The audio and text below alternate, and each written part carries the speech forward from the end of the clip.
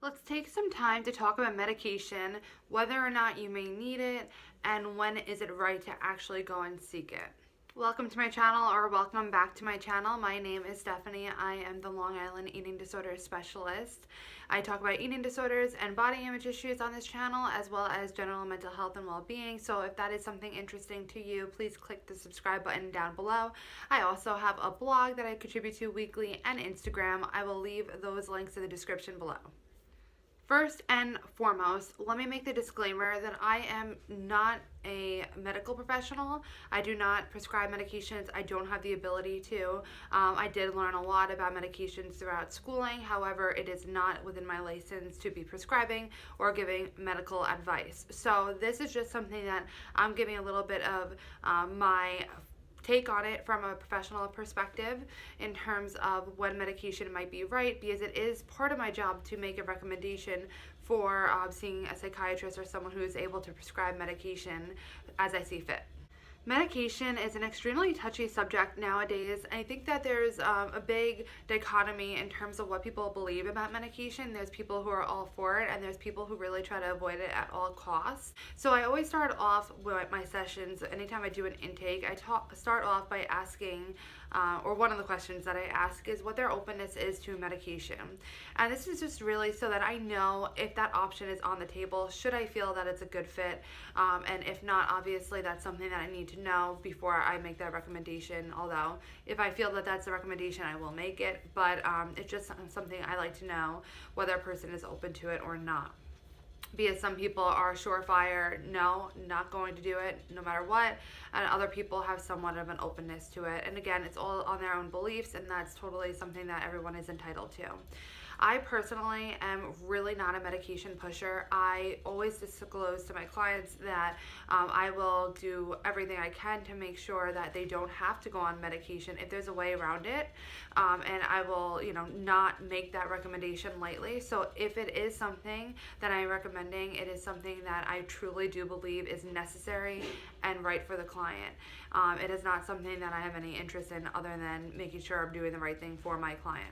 I always disclose to my clients that I'm personally not a medication pusher. I'm not really a huge fan of medication. I try personally to do everything that I can to naturally, more so than relying on medication. Of course, when it comes down to it, if there is like a sickness that I'm just not kicking or something like that, I will absolutely take medication, Western medication, if you will. And there's a time and a place for it, and that's what I say. There's always a time and a place for it. I do definitely believe that it is overprescribed in our culture. Part of the reason I created a whole video about natural alternatives to helping anxiety is because I'm not a huge pusher of medication, and I do believe that there's definitely a capability within us to heal ourselves without need for medication sometimes. Now, with all that said, when do you need medication? What is the time? What is the key that's really going to be the pusher to, I think you might need medication? So really what happens is that for eating disorders, for any really mental illness or mental health disorder, there are chemical imbalances in the brain. So it is actually an organic issue within the brain. Now, this is something that can be resolved in talk therapy, as I talked about in another video, that we really do have the capability to mold and change the structure of our brain. Literally, I'm not just saying that metaphorically, we literally have that ability. Also, the ability to help balance out our hormones and neurotransmitters and such like that through various things, such as using therapeutic tools, using therapy, such as that. However, sometimes the chemical imbalances are really, really far off, and it's something that it's really not going to be very responsive to merely talk therapy or something that you can do like therapeutic tools or such, and that it really needs medication in order to have a response from the neurotransmitters and hormones balancing out. For the people who are not familiar, neurotransmitters are these chemicals within our brain that basically shoots off from a cell that is sending it to a receptor, which is something that it takes it in and it sends messages throughout your brain. So that's basically what it is. And different neurotransmitters do different things, and there are certain neurotransmitters that are involved or believed to be involved in at least depression, anxiety, and such like that. And eating disorders typically are associated with people who are also having anxiety, obsessive compulsive disorder, depression, etc., etc., which is why sometimes it's really responsive to medication.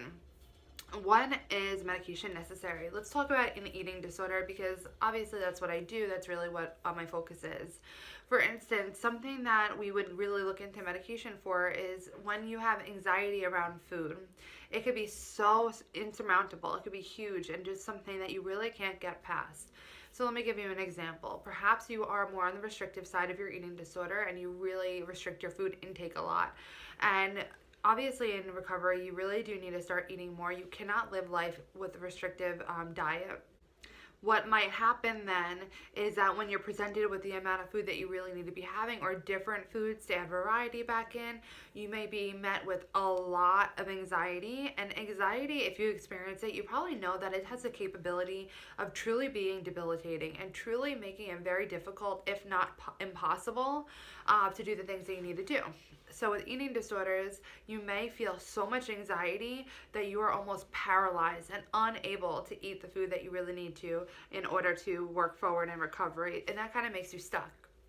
So in that situation, if nothing else is really helping you to be able to do what you need to be doing with food, medication might be necessary.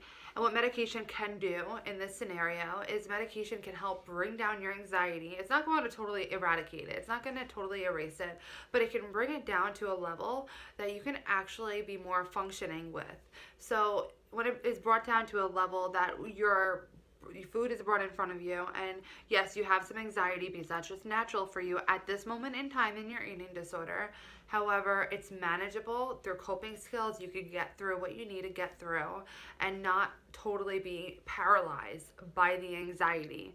So that's where medication can really play a huge part in eating disorders. It's really bringing whatever the experience is, if that's depression, anxiety, or whatever, bringing it down to a manageable level so that you are able to accomplish the things that you need to accomplish in order to go further along in recovery. Another great part that medication can allow you to do is that if you are really deep in having anxiety or having depression, you may not really be responsive to ordinary talk therapy. So when you are getting medication, again, it brings it all down to a manageable level so that there's not that block, there's not that wall that's holding you back from being able to really engage in therapy. So you're able to actually engage in therapy, be present in the therapy session, and truly take in the tools that that are being offered to you to truly help you move along in your recovery. Something that I want to make sure that you all know and that I emphasize is that if you are taking medication for depression, anxiety, or whatever you're taking medication for, you should absolutely 100% be seeing a therapist in conjunction with it, because it's just one piece of the puzzle. It's not something that's going to heal and be miraculous in and of itself.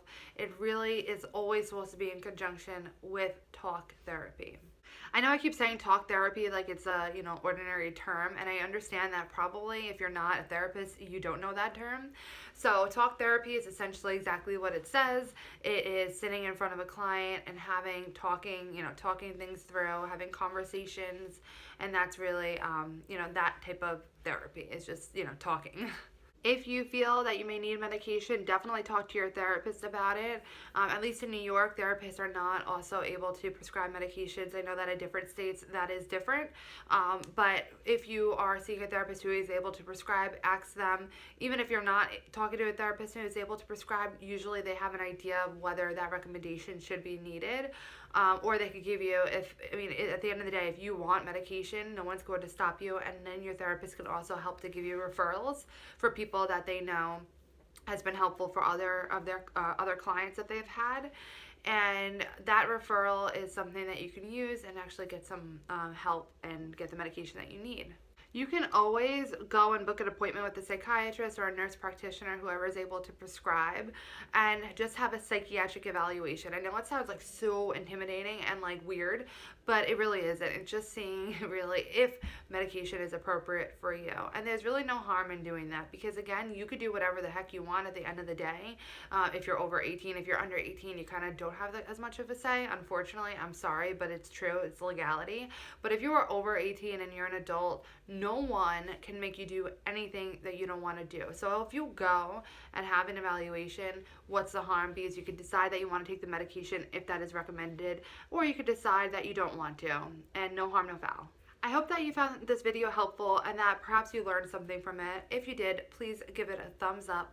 Leave a comment down below about whether you have ever struggled with this idea of whether or not you needed medication. Yes or no. You could click my face over here to subscribe to my channel, and I wish you openness to the possibility of needing medication on your journey to finding your state of balance. And I'll see you in my next video.